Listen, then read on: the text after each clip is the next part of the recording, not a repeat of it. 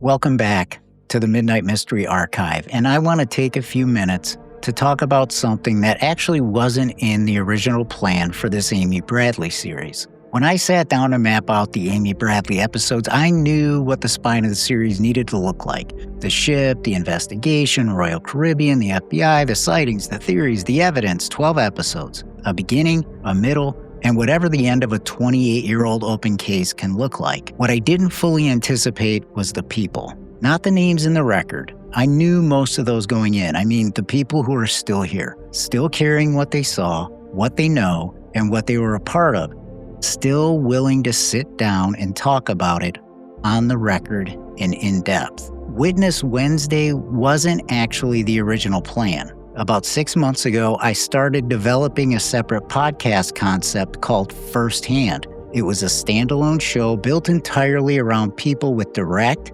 firsthand proximity to the cases that I cover on the Midnight Mystery Archive. Not analysts, not commentators, people who were there. The idea was that Firsthand would run alongside Midnight Mystery Archive as a companion series, giving those accounts the dedicated space they deserved without trying to fold them into the investigative format. And then the Amy Bradley interviews started. Chris Fenwick agreed to talk. Michael Winkleman agreed to talk. Tom agreed to talk. And once those conversations were happening, once I was speaking with people who had been waiting years to tell these stories properly or who had expert insights, I really couldn't hold Firsthand back until the series was over. The material was too important. The timing mattered. These weren't stories that could wait for a separate launch. So, Witness Wednesday became what Firsthand was going to be. Built directly into the series, released on its own day, operating by its own rules. The same standard as everything else on the Midnight Mystery Archive. Evidence first, no speculation, no sensationalism, but a different shape. A conversation rather than a script. And it forced my hand, honestly, in the best possible way. What it became is something I did not expect. Chris Fenwick was the first, and he's the one who had the footage of Amy dancing with Alistair Douglass, and who tried to get it to the family, while at the same time Lou Costello was calling his room to try to take it away. He talked about it with us for the first time in any real depth. Michael Winkleman came next. He was a maritime attorney who spent his entire career suing the cruise lines on behalf of passengers and aggrieved employees. He has the insight to help us understand how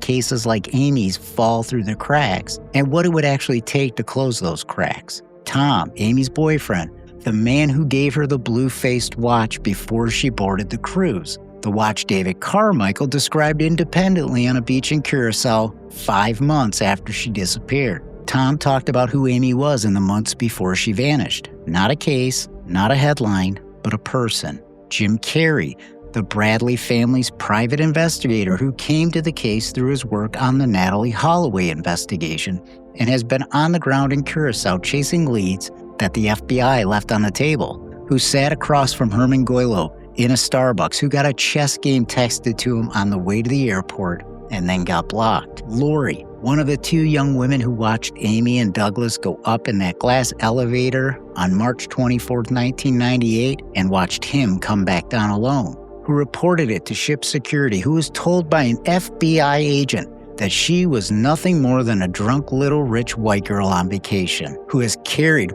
100% certainty for 28 years that she saw Amy and Douglas together and said so on the record in long form for the first time.